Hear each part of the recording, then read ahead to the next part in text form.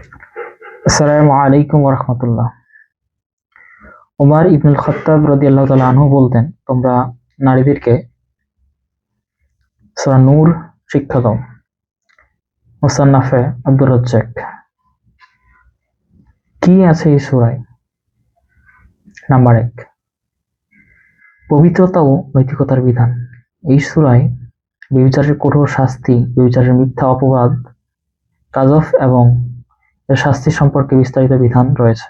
সমাজে নৈতিকতার মানদণ্ড বজায় রাখার জন্য এগুলো গুরুত্ব অপরিসীম। 2, পর্দা ও লজ্জাশীলতার বিধান, শিক্ষা। মুসলিম নারী ও পুরুষ উভয়ের জন্য পর্দা ও লজ্জাশীলতার বিধান এই সূরার অন্যতম প্রধান অংশ। নারীদেরকে তার সৌন্দর্য প্রকাশ না করা, মাথা ও বুক ঢেকে রাখা এবং মাহরাম ও গায়রে মাহরাম বিধান মেনে চলার নির্দেশ দেওয়া হয়েছে। ঘরে প্রবেশের আদব। কোনো ব্যক্তির বাড়িতে প্রবেশের সময় অনুমতি নেওয়ার আদব এবং সালাম দেওয়ার নিয়ম এই সূরায় বর্ণনা করা হয়েছে, যা সামাজিক শৃঙ্খলা ও সম্মান বজায় রাখতে সাহায্য করে। আয়াতুন নূর বা আলোর আয়াত। সূরা নূরের সবচেয়ে বিখ্যাত আয়াতগুলোর মধ্যে একটি আয়াত হলো আয়াতুন নূর, যেখানে আল্লাহ তাআলা তার নূর বা আলোর উদাহরণ দিয়েছেন। এটি তাওহীদ ও আল্লাহর মহত্বের এক অসাধারণ বর্ণনা।